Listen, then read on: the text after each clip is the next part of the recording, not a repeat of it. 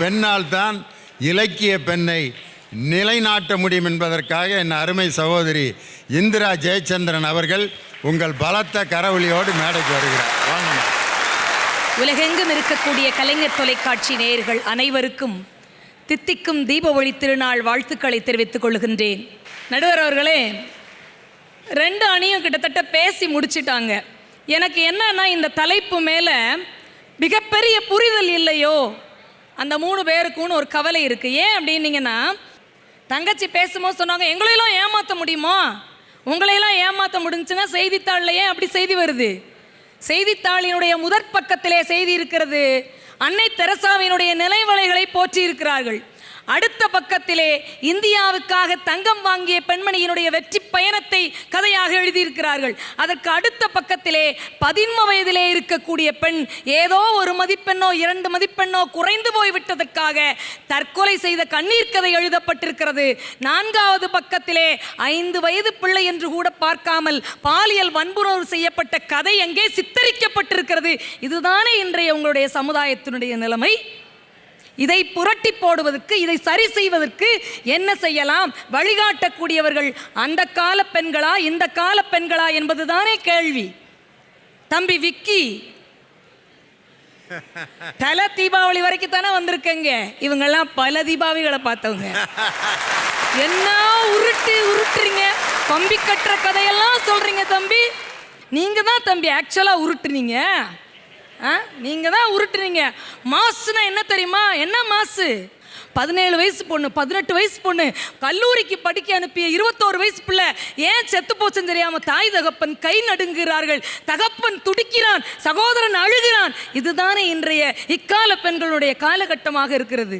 ஒருவேளை மாதவிக்கு கடிதம் எழுத தெரிந்திருந்தது, படித்திருந்தாள், கணிகையர் குலத்தில் இருந்தாலும் கண்ணகிக்கு கடிதமே எழுத தெரியாது. ஆனால் அவள் போய் வக்கீலா நின்னா இல்லையா? அதை விட என் தங்கச்சி கெட்டிக்காரி, சூப்பராக 4 பாட்டு படித்தா. பயிர்ப்புனா என்னன்னு தெரியலன்னு ஒத்துக்கிட்டா. ரொம்ப சந்தோஷம். அச்சம், மடம், பயிர்ப்பு, நாணம், இந்த 4ம் பெண்களுக்கு வேண்டும் என்று அக்கால இலக்கியத்திலே சொல்லியிருந்தாங்க. அச்சம்னா என்ன தெரியுமா? வெறும் பயம் மட்டும் இல்லை, எச்சரிக்கை உணர்வு. என்னை சுற்றி என்ன நடக்கிறது என்பதிலே இருக்கக்கூடிய ஒரு கவனத்துக்கு பெயர் தான் அச்சம். மடம் என்றால் என்ன தெரியுமா? மடமை என்பது முட்டாள்தனம் இல்லை, எல்லாம் தெரிஞ்சிருந்தாலும் தெரியாத மாதிரியே உட்கார்ந்துருக்கணும். அது எவ்வளோ பெரிய கெட்டிக்காரத்தனம் தெரியுமா? புகுந்த வீட்டுக்கு போன இடத்துல இப்படி செய்யணும்படி அப்படின்னு மாமியார் சொன்னாங்கன்னா, அதெல்லாம் எனக்கு ஆல்ரெடி தெரிய முடியும், நான் சொல்ல முடியும், தெரியும் அப்படி சொல்ல முடியுமா?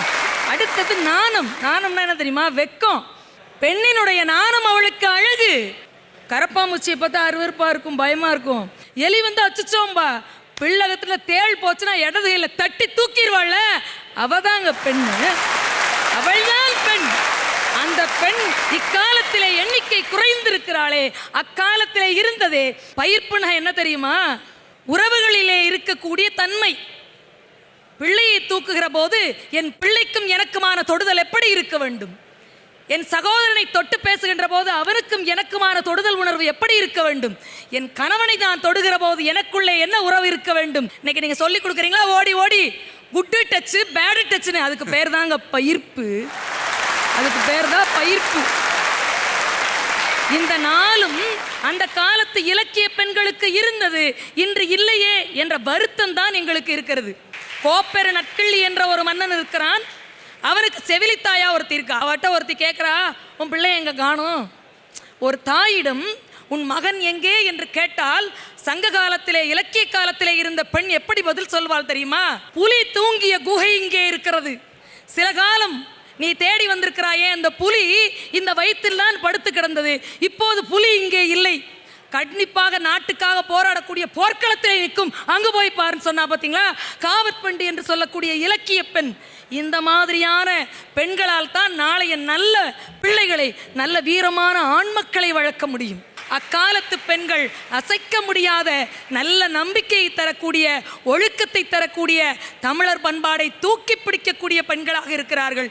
அவர்களை வழிகாட்டிகளாக வைத்துக்கொண்டு இக்காலத்தை திருத்துவோம். வாய்ப்பளித்த நல்ல உள்ளங்களுக்கு நன்றி பாராட்டி விடைபெறுகிறேன்.